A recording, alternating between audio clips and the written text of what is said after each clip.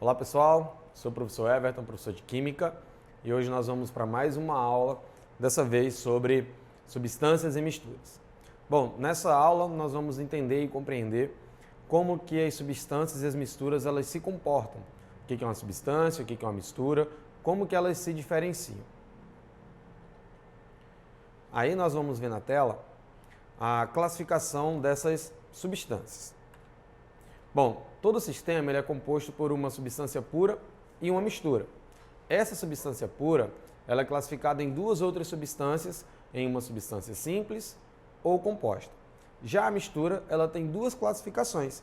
Pode ser uma mistura homogênea ou uma mistura heterogênea. No caso de uma substância pura, ela pode ser classificada como simples a depender do seu arranjo atômico. E a substância composta ela vai depender se tem mais de uma ou outra substância. As misturas são classificadas pelas fases, quanto que eu consigo ver ou quanto que eu não consigo ver de uma substância. O que seria uma substância simples? Bom, uma substância simples é uma substância que é formada pelo mesmo tipo de átomo. Então, quando você tem uma substância, uma molécula, e essa molécula ela é formada pelo mesmo tipo de átomo, você tem aí uma substância simples. Nós podemos dizer que os átomos eles são representados por letras lá na tabela periódica, né? Por exemplo, o sódio é representado por Na, o hidrogênio é o H, o lítio é o Li, e se essa substância ela for formada apenas por uma letra maiúscula, essa substância ela é classificada como uma substância simples. Já no caso das substâncias compostas, elas são formadas por dois ou mais átomos diferentes. Ou seja, se a sua molécula apresentar duas ou mais letras maiúsculas, você terá aí uma substância composta. É muito simples. Por exemplo, a água. A água é H2O. Então, nós temos ali dois átomos de hidrogênio e um átomo de oxigênio. Isso configura uma substância composta. No esquema que vocês estão acompanhando na tela, nós temos ali dois recipientes, um apenas com átomos que formam moléculas azuis e o outro com átomos azuis e vermelhos que formam ali a substância de água. Nesses exemplos, você pode perceber que o primeiro recipiente ele é uma substância simples, porque o conjunto de moléculas são iguais, né? Você tem ali apenas um tipo de átomo. Já o segundo recipiente ele é uma substância composta, porque os átomos são diferentes. Então, resumindo, o que seria uma substância simples e uma substância composta. Uma substância simples é formada pelo mesmo tipo de átomo. Já a substância composta é formada por átomos diferentes. Apenas uma letra maiúscula define uma substância simples, duas ou mais letras maiúsculas definem uma substância composta. Agora vamos classificar como que essas substâncias elas podem ser definidas. Então eu posso ter uma substância pura ou eu posso ter uma mistura. Uma substância pura ela é formada pelo mesmo tipo de molécula. Vale lembrar que precisamos tomar cuidado para não confundir a definição de substância pura com substância simples. A substância pura ela é evidenciada pelo mesmo tipo de molécula, ou seja, se aquela substância é formada pela mesma molécula, ela é uma substância pura, mas ela pode ser uma substância pura simples ou pode ser uma substância pura composta. Vale lembrar que precisamos ter a mesma substância para ser classificada como pura. Por exemplo, se nós tivermos um recipiente com água destilada, que é somente água, ali nós teremos um exemplo de uma substância pura composta, pois a molécula de água ela é composta, mas a substância é pura, pois existem apenas moléculas de água. Tudo bem? Então não vamos confundir esses exemplos, substância pura com substância pura simples ou pura composta. Aí nós temos uma mistura agora. Bom, o que é uma mistura? Uma mistura, na verdade, é a união de duas ou mais substâncias. Então, quando eu tenho duas ou mais substâncias puras e eu faço a união dessas substâncias, eu posso ter uma mistura. Por exemplo, a água que nós bebemos. A água que nós bebemos, ela é uma mistura. Se você pegar o rótulo da garrafa de água mineral aí da sua residência, você vai ver que nela existem vários sais minerais. Bicarbonato, sódio, cloro, flúor. Isso faz com que aquela água se torne uma mistura e não mais uma substância pura. Se fosse apenas água, seria uma substância pura composta, somente água com dois átomos diferentes, no caso hidrogênio e oxigênio. No caso da água mineral, eu tenho a água e os sais minerais. Isso configura uma mistura. O ar atmosférico, por exemplo, é uma mistura de gases, onde nós temos gás oxigênio, gás nitrogênio, metano, enxofre. Então, esses gases configuram uma mistura. Então, misturas são, na verdade, a união de duas ou mais substâncias, sendo substâncias simples ou substâncias compostas. Essas misturas, elas têm duas classificações importantíssimas que vocês estão acompanhando aí na nossa tela. Então, nós temos dois tipos de misturas. Misturas que são homogêneas e misturas que são heterogêneas. Aquelas misturas que são misturas homogêneas são misturas de substâncias miscíveis. Então, o que é ser miscível? É se misturar, é se unir, é formar uma única fase. Então, a definição para substância homogênea são substâncias que apresentam uma única fase. As misturas do tipo heterogênea são misturas que apresentam duas ou mais fases.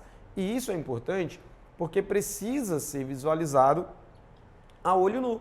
No caso, se nós temos uma mistura de água e álcool, ali eu tenho uma mistura do tipo homogênea.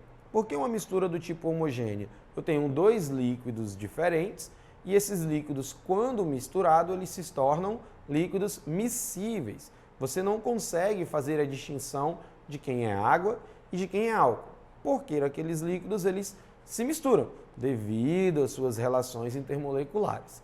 Já as misturas do tipo heterogênea, elas não se misturam, elas não se unem, elas não formam uma única fase. Por exemplo, água e óleo. Se nós tivermos uma mistura de água e óleo, esses dois líquidos eles têm densidades diferentes e isso faz com que eles sejam líquidos imiscíveis. Vale lembrar que as forças intermoleculares desses líquidos elas são completamente diferentes, Água é polar e o óleo é apolar. Logo, semelhante dissolve semelhante e aí nós teremos então uma mistura do tipo heterogênea. Essas misturas elas são definidas pelos números de fases. Então, se nós temos uma mistura do tipo homogênea, essa mistura ela vai apresentar uma única fase. E isso é aquilo que você consegue visualizar. Se essa mistura ela é do tipo heterogênea, ela vai apresentar duas ou mais fases, também com o que você consegue visualizar. Vale lembrar que pode ter situações em que as questões elas te obriguem a você olhar para essas misturas com um outro viés. Por exemplo, através de um aparelho eletrônico, o microscópio. Nós temos no caso do leite.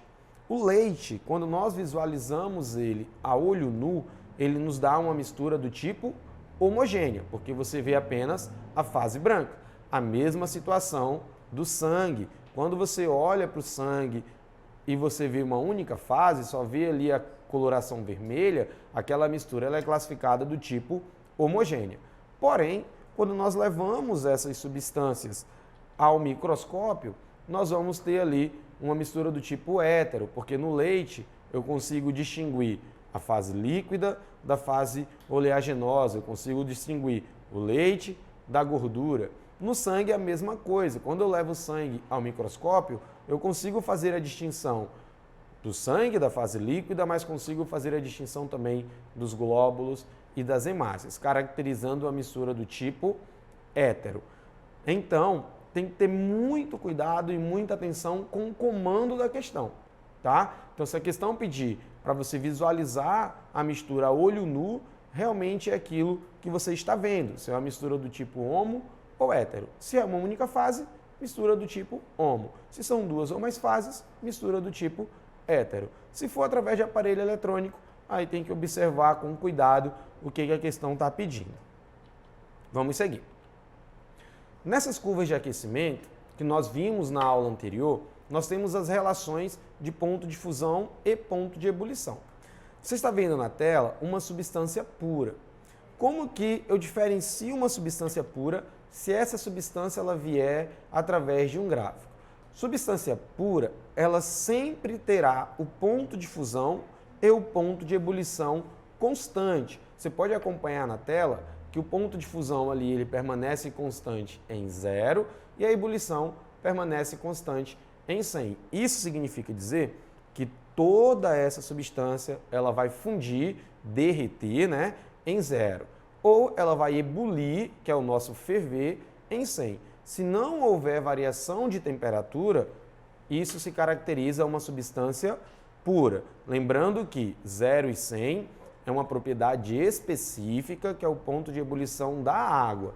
Outros líquidos e outras substâncias apresentam pontos de fusões e pontos de ebulições diferentes, como nós vimos na aula anterior. Já o próximo gráfico, nós vamos ver o gráfico agora de uma mistura. E o que pode mudar de uma substância pura para uma mistura? Nesse caso, vocês irão perceber que muda apenas a propriedade específica, que é o ponto de fusão e o ponto de ebulição. Então temos aí na tela o gráfico de uma mistura comum. Percebam a diferença. A primeira linha de baixo é o ponto de fusão e a linha de cima é o ponto de ebulição. Nesse caso, como é uma mistura comum, há uma diferença, há uma variação no ponto de fusão e no ponto de ebulição, porque é uma mistura. Por exemplo, se eu tenho uma mistura de água e álcool, eu sei que a água ela vai congelar em uma temperatura específica, que é 0 graus, e eu sei que o álcool ele vai congelar em outra temperatura, se for etanol, em menos 117 graus aproximadamente. Mas o ponto de ebulição também é diferente. Sabemos que a água ela vai ebulir em 100 graus, mas o álcool ele vai entrar em ebulição em aproximadamente 76 graus. Isso faz com que se caracterize uma mistura, pontos de fusões e pontos de ebulições diferentes, variáveis. Nós temos também duas misturas especiais, que são as misturas eutéticas e as misturas azeotrópicas. Essas misturas elas vão ter apenas algo em comum, tá? A mistura eutética ela é referente a sólido e a mistura azeotrópica ela é referente aos líquidos. Então acompanhe na tela. Olha só, as misturas especiais são as misturas eutéticas. Então na mistura eutética eu tenho misturas entre sólidos que apresentam pontos de fusões semelhantes. É o primeiro gráfico aí que você está acompanhando. Nesse caso, perceba ali que na primeira linha do ponto de fusão está constante, está uma linha vermelha, não há variação. Porém, o ponto de ebulição desse líquido, ele vai variar. Então, é só você lembrar que misturas eutéticas, elas apresentam ponto de fusão constante e ponto de ebulição variável. Por exemplo, o bronze, ele é um grande exemplo de uma mistura eutética. Já na mistura azeotrópica, só troca o gráfico. Então, agora eu tenho uma mistura de líquidos e líquidos têm ponto de ebulição. Então, ali em cima nós temos o segundo gráfico. Nós temos o ponto de fusão variável e o ponto de ebulição constante, que é a linha de cima. Então, nesse caso, é uma mistura de líquidos com pontos de ebulições semelhantes. Então, na mistura eutética, o que eu tenho? Eu tenho o ponto de fusão constante e o ponto de ebulição variável, mistura entre sólidos. Na mistura azeotrópica, o que nós temos? Nós temos o ponto de fusão variável e o ponto de ebulição constante, misturas entre líquidos. Tudo bem? Então, resumindo as misturas, o que nós temos? Substância pura, né? Mistura comum, ponto de fusão e ponto de ebulição variável. Substância pura, ponto de fusão e ponto de ebulição constantes. Misturas eutéticas, ponto de fusão constante, ponto de ebulição variável. E uma mistura azeotrópica, ponto de fusão variável e ponto de ebulição constante. Vamos fazer agora alguns exercícios. Bom, a primeira questão, ela traz o seguinte: com relação às substâncias gás oxigênio, gás hidrogênio, água, chumbo, CO2, né, que é gás carbônico, ozônio, óxido de cálcio, enxofre, podemos afirmar que todas essas substâncias são substâncias simples. Então, o que acontece aí? Essas substâncias simples, nós temos apenas O2, H2, chumbo, que é o Pb, o ozônio, que é o O3, e o enxofre, que é o S8. Então, apenas essas substâncias são substâncias simples. Logo, nosso gabarito é letra E. A próxima questão, ela vai trazer para a gente o seguinte. Acompanhem comigo na tela. Os hititas, por volta de 2000 a.C., conquistaram o Egito usando armas de ferro superiores às armas egípcias, confeccionadas em bronze. Sobre esses materiais, pode-se afirmar corretamente que... Bom, nós vimos durante a aula que o bronze ele é uma mistura, né? Ele é uma mistura de dois metais. Agora vamos ver quais são esses metais. Olha só, letra A. Ferro e bronze são exemplos de substâncias puras. Não, pois o bronze é uma mistura. O bronze é uma liga de ferro e carbono, menos resistente que o ferro puro. Não, o bronze não é uma liga de ferro e carbono, é outro material. O bronze é muito frágil por ser um não metal. Errado também, pois o bronze ele é um metal, ele é uma mistura entre dois metais, é uma liga metálica. Letra D, somente o bronze é um exemplo de substância pura. Nós vimos durante a aula que substância pura tem que ter apenas um tipo de substância, apenas uma única substância. O bronze tem mais de uma. E letra E, o bronze é uma liga metálica constituída principalmente de cobre e estanho. Então tá aí o nosso gabarito. O bronze é sim uma liga metálica formada por dois metais e esses metais são cobre e estanho. Próxima questão. Na próxima questão nós temos um gráfico. Em um laboratório foi encontrado um frasco sem identificação contendo um pó branco cristalino. Aquecendo este pó com taxa constante de fornecimento de calor, foi obtida a seguinte curva de aquecimento. Pode-se afirmar que o pó branco encontrado é... Bom, analisando o gráfico, o que nós conseguimos perceber? Nós percebemos na análise do gráfico que as duas linhas, tanto de fusão quanto ebulição, estão constantes. Olha só, observe aí na tela.